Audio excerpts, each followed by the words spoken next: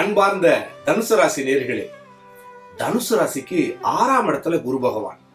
நோய், எதிரி, கடன்களை குறிக்கக்கூடிய இடம்.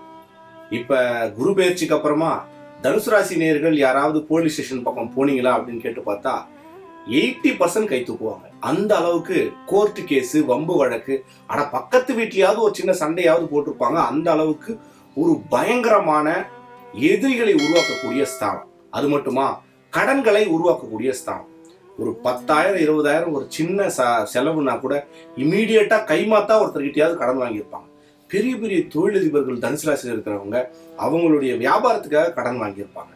வேற ஏதாவது ஒரு ஃபங்க்ஷனுக்கு, சுப நிகழ்ச்சிக்காக கடன் வாங்கியிருப்பாங்க. கடன்றது கண்டிப்பா இருக்கும். சரிங்க சார், எனக்கு கடனே இல்லை, ரொம்ப பிரமாதமா இருக்குன்னா உங்களுக்கு நோய் இருந்திருக்கும், அல்லது நோய் வரும்.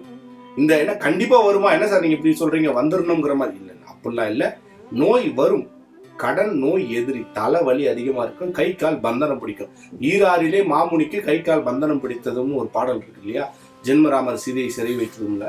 அந்த ஈராறிலே மாமுனிக்குனா ஈராறுனா 6ஆம் இடத்துல குரு வரும்போது அவருக்கு கை கால்லாம் பந்தனம் பிடிச்சு எழுந்துக்கவே முடியாத அளவுக்கு ரொம்ப சிரமப்பட்டாரு அப்படிங்கிற மாதிரியான ஒரு அமைப்பு தான் இருக்கு. இந்த அமைப்புகள்ல 6ஆம் இடத்துல இவ்வளோ கடினமா தனுசு ராசி டிராவல் பண்ணிட்டு இருக்கிற இந்த டைம்ல 3ஆம் இடத்துல, அதாவது தனுசு தான் 6ஆம் இடத்துல குரு இருக்காரு, ஆனா 3ஆம் இடத்துல இருக்கிற சனி ஒரு நல்ல சூப்பரான தொழில் ரீதியான ஒரு முன்னேற்றம், வளர்ச்சி, புதிய வேலைகள் கிடைக்கிறது, பிரமாதமான விஷயங்களை செஞ்சுக்கிட்டு இருந்தார்.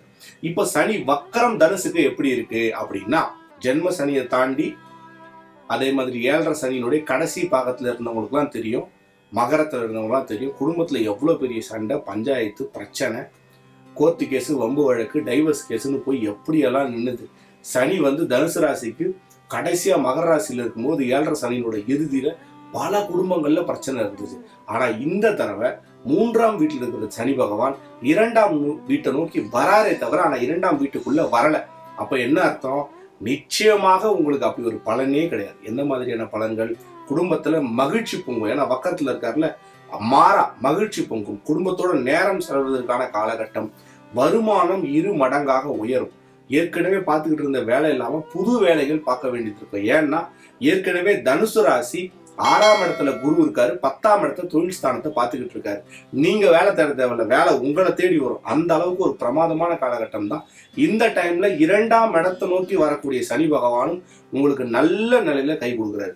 இந்த பாருங்க, இந்த ஜூலையிலிருந்து டிசம்பர் வரைக்குமான காலகட்டத்துல தனுசு ராசியை பொறுத்த வரைக்கும் வேலை, உத்தியோகம், இந்த மாதிரியான விஷயங்கள்லாம் A கிளாஸ் டாப் 100% ரிசல்ட்ஸ் உங்களுக்கு. அரசு உத்தியோகத்துக்காக காத்துட்டு இருக்கிறவங்களுக்கு பணி ஆணை ரெடியா இருக்கும், நீங்க போய் வாங்கிக்கலாம். அதே மாதிரி கவர்மெண்ட் எக்ஸாம்ஸ் எழுதிட்டு இருக்கிறீங்கல்ல, எழுதுங்க, நல்லபடியா பாஸ் பண்ணிடுவீங்க. உங்களுக்கான வேலைகளும் ரெடியா இருக்கு. பிரைவேட்ல ஒர்க் பண்றவங்க, குறிப்பா டீச்சர்ஸ், யாரெல்லாம் ஆசிரியரா போனோம்னு ஆசைப்படுறீங்களோ அவங்களுக்குலாம் பாருங்க, இந்த வாட்டி ஒரு நல்ல நிலைமையில நீங்க ஒரு பிளேஸ் ஆகக்கூடிய சூழ்நிலை இருக்கு. இப்போ ஏஹெச்எம்மா இருக்கீங்கன்னா உங்களுக்கு HM போஸ்டிங் வர்ற அளவுக்கு உங்களுக்கு ஒரு பிரமாதமான காலகட்டம் வேலையில. அதே மாதிரி கடன் வாங்குறதுல பாத்தீங்கன்னா ஒரு சின்ன கடனாவது இருக்குன்னு சொன்னோம் இல்லையா, அந்த கடனை அடைப்பதற்கு சக்தி இருக்கும், கண்டிப்பா இருக்கும். ஏன்னா உங்களுக்கு வேலை கிடைச்சிருது, வேலை கிடைச்சா வருமானம் வந்துடுது, வருமானம் வந்தா வாங்கின கடனை நீங்க ஆட்டோமேட்டிக்கா அடைச்சிடலாம். அதே மாதிரி 6ஆம் இடத்துல குரு இருந்தா சின்ன ஒரு கோல்டு காயினாவது நீங்க அட்லீஸ்ட் வாங்கி வைக்கிற அளவுக்கு உங்ககிட்ட தங்கம் சேரும். நான் 6ஆம் இடத்துல குருங்கிறதே தங்கம் தான். 6ஆம் இடத்து குரு நிச்சயமா வீட்டுல தங்கம் சேர்ப்பார். ஒரு சின்ன என்ன சொல்றது, காதுல போடுற மூக்குத்தியாவது இல்ல கம்பலாவது அது வாங்கி நீங்க சேர்க்கிற அளவுக்கு உங்களுக்கு தங்கம் சேர்க்கிற அளவுக்கு ஒரு நல்ல ஒரு காலகட்டம் தான் இது. சனி வக்கரத்தை பொறுத்த வரைக்கும் தனுசுக்கு, அவர் ஏற்கனவே தனுசு ராசி 2ஆம் அதிபதி, 3ஆம் அதிபதி. 2 தனம் பார்க்க குடும்பம், 3 முயற்சி வெற்றி, இளைய சகோதரர். இந்த ஸ்தானத்துல இருக்கிற சனி பகவான் 2ஆம் இடமான ஆட்சி பெற்ற வீடான அவருடைய ஆட்சி பெற்ற வீடு, அதாவது சனியினுடைய சொந்த ஆட்சி பெற்ற வீடு தான் மகரம். அந்த வீடு தனுசுக்கு 2ஆம் பாவம்.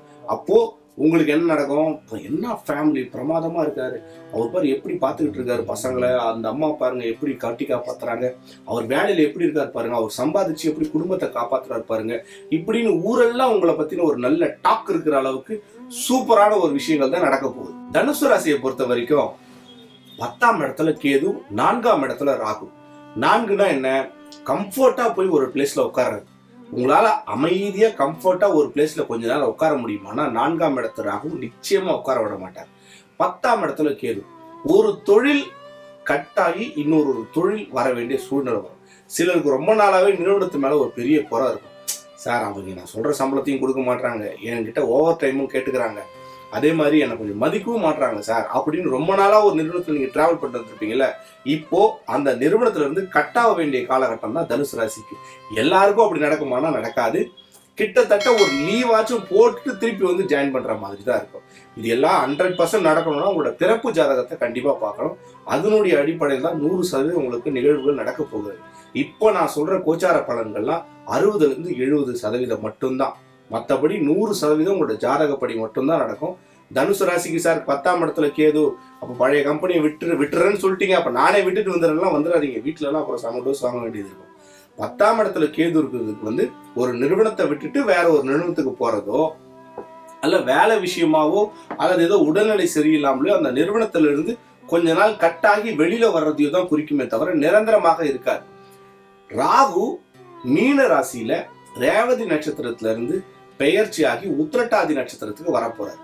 இது நாள் வரைக்கும் ரேவதி நட்சத்திரம் ராகு டிராவல் பண்ணார். ரேவதி நட்சத்திரம் உங்களுக்கு 7ஆம் அதிபதி மற்றும் 10ஆம் அதிபதி. அதாவது வேலைக்காக நீங்க ஓடிக்கிட்டே இருந்திருக்கணும், உங்க குடும்பத்தை காப்பாத்த. அதாவது மனைவி வந்து என்ன சொல்லுவாங்க, என்னங்க இது ஒரு 60,000-70,000 தான் சம்பாதிக்கிறீங்க, இதெல்லாம் கொஞ்சம் பத்த மாட்டேங்குதுன்னு சொல்லும் போது அவங்களுக்காக நீங்க ஓட வேண்டிய சூழ்நிலை வரும்.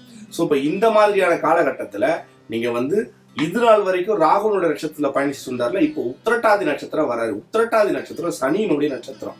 2 மற்றும் 3 அதிபதி. 2னா என்ன, உங்களுடைய குடும்பம்.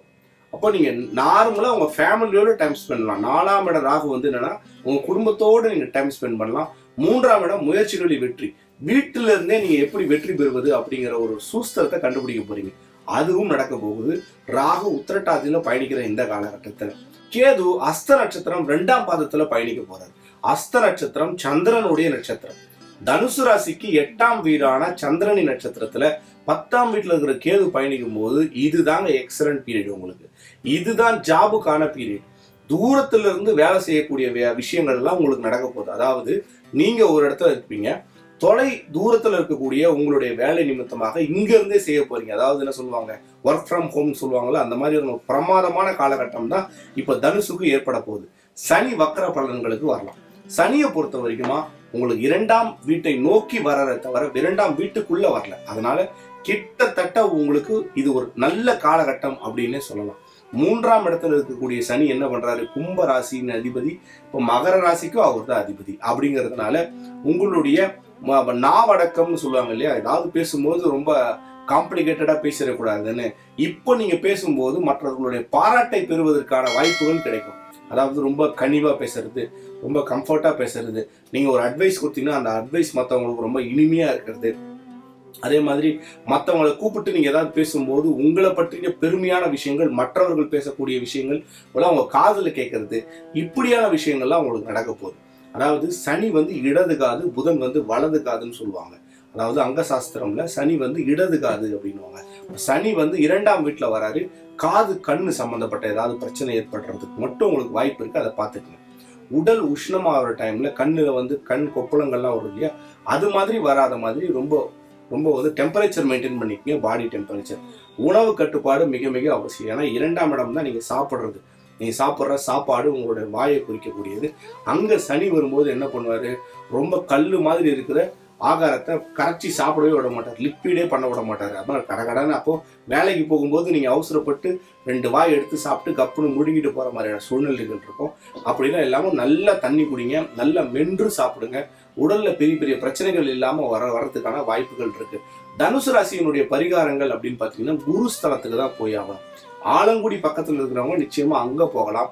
இல்ல வடக்கு சைடு சென்னை போன்ற பகுதிகளில் இருக்கிறவங்க எல்லா சிவன் கோயிலுமே தட்சிணாமூர்த்தி அப்படின்னு ஒருத்தர் இருப்பார், அவரை போயிட்டு நீங்க வழிபடலாம். அப்படி இல்லைன்னா நவகிரகங்கள்ல இருக்கிற குரு பகவான் மஞ்சள் ஆடை உடுத்தி இருப்பார் இல்லையா, அவரை நீங்க வழிபடலாம். வியாழக்கிழமை கொண்டக்கடலை மாலை நீங்க சாத்தலாம், நெய் தீபம் போடலாம். இந்த மாதிரி குரு பகவான்னு சொல்லக்கூடிய பார்த்தா முருகர் கூட ஒரு வகையில குரு தான். அவர் வந்து அப்பாவுக்கே உபதேசம் பண்ண குரு. அப்ப நீங்க முருகர் கோவிலுக்கும் போய் வழிபடலாம். தட்சிணாமூர்த்திங்கிறவர் பாத்தீங்கன்னா எல்லா சிவன் ஆலயத்திலுமே மஞ்சள் கலர் துணி உடுத்திக்கிட்டு பின்னாடி பெரிய மரம் இருக்கும், ஞான மரம். அந்த ஞான மரத்துல சின்முத்திரையோட 3 அப்படிங்கிற இந்த விரலை காட்டிட்டு உட்கார்ந்துருப்பாரு.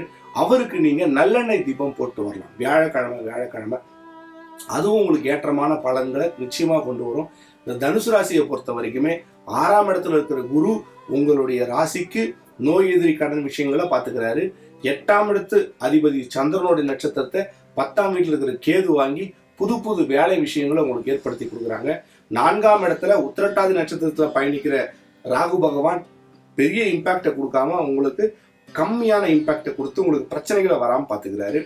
ஏறக்குறைய தனுசு ராசியினுடைய ஹோல் கான்செப்டே நல்லபடியான ஒரு டிராவலாக தான் இருக்க போகுது. மற்ற ராசிகளை கம்பேர் பண்ணும்போது செவ்வாயும் இப்போ உங்களுக்கு ஜூலைல ஒரு கிட்டத்தட்ட 20-25 தேதிகளுக்கு உங்களுக்கு ஆட்சி வீட்டிலேயே பயணிக்கிறாரு. இன்னும் 6ஆம் வீட்டுக்குலாம் போயிட்டாங்கன்னா இன்னும் பிரமாதமா இருக்கும். 12ஆம் அதிபதி 6ஆம் வீட்டுக்கு போயிட்டாங்கன்னா நோயெல்லாம் இருந்த இடம் தெரியாம போயிடும். கடனெல்லாம் உடனே அடைஞ்சிடும். மழையளவு கடன் இருந்தாலும் கடுகளவு அடையக்கூடிய வாய்ப்புகள் உங்களுக்கு கிடைக்கும். இப்படியான சூழ்நிலைகள்ல நீங்க உங்களுக்கு பரிகாரம்னு நான் சொல்லியிருப்பேன். குருஸ்தலத்துக்கு போயிட்டு ஆலங்குடி தெற்குல நீங்க இப்ப ராமேஸ்வரம் ராமநாதபுரம் பக்கத்துல இருக்கீங்கன்னா உங்களுக்கு கடல் இருந்ததுன்னா கடல்ல நீராடிட்டு வாங்க. அதுவே உங்களுக்கு ஒரு பெரிய பரிகாரமா தான் இருக்கும். ஏன் கடல்னா கடல்ல உப்பு இருக்கு. உப்பு மகாலட்சுமி அம்சம்னு சொல்றாங்க இல்லையா? அந்த மாதிரி நீங்க கடல்ல நீராடிட்டு வந்தாலே உங்களுடைய பண பிரச்சனைகள் பாதி சால்வ் ஆயிரும் அப்படிங்கிறாங்க. அந்த மாதிரியான சூழ்நிலைகள்ல நீங்க இப்ப இருக்கும்போது தனுசு ராசியை பொறுத்த வரைக்கும் செவ்வாய் 6ஆம் வீட்டுல நகர்றதும் ராகு உத்திரட்டாதிக்கு வர்றதும் கேது அஸ்த நட்சத்திரத்துக்கு போறதுமே ஒரு பிரமாதமான காம்பினேஷன்ஸ். இந்த காலகட்டத்தில் குழந்தை பேரு புத்திர பாக்கியம்லாம் ரொம்ப சிறப்பா இருக்கும். நீண்ட நாட்களாக குழந்தை இல்லாம கஷ்டப்படுறீங்க அப்படின்னா இப்போ அந்த குழந்தைக்கான ஒரு நல்ல காலகட்டமாக தான் இருக்க போகுது. ஸோ புத்திர பாக்கியம், திருமண பேச்சுவார்த்தைகளும் நல்லபடியாக நடக்கும். ஆனா இப்போ நடக்காது. உங்களுக்கு ஆஃப்டர் குரு பயிற்சிக்கு அப்புறம் தான் இப்போ திருமண பேச்சுவார்த்தைகள் நல்லபடியாக நடக்கும். இப்போ திருமணத்துக்கு ஏதாவது ட்ரை பண்ணீங்கன்னா கொஞ்சம் தள்ளி போற மாதிரி இருக்கும். அப்படியான சூழ்நிலைகள்ல இப்போ நீங்க ஒன்றும் பெரிய ஸ்ரத்தை எடுக்க வேண்டாம். ஆஃப்டர் த குரு பயிற்சிக்கு அப்புறமா ட்ரை பண்ணுங்க. ரொம்ப பிரமாதமா இருக்கும். ஆனா குடும்பத்தோட நேரம் செலவிடுவதற்கான காலகட்டம். மொத்தத்துல தனுசு ராசிக்கு எப்படி இருக்கும் அப்படின்னு பாத்தீங்கன்னா ராகு கேது உங்களுக்கு பிரமாதமான காலகட்டத்துல உங்களுக்கு அனுகூலம் பண்றாங்க. சனி வக்ர பலன்கள் உங்களுக்கு சூப்பராகவே இருக்கு. வாழ்த்துக்கள். வணக்கம்.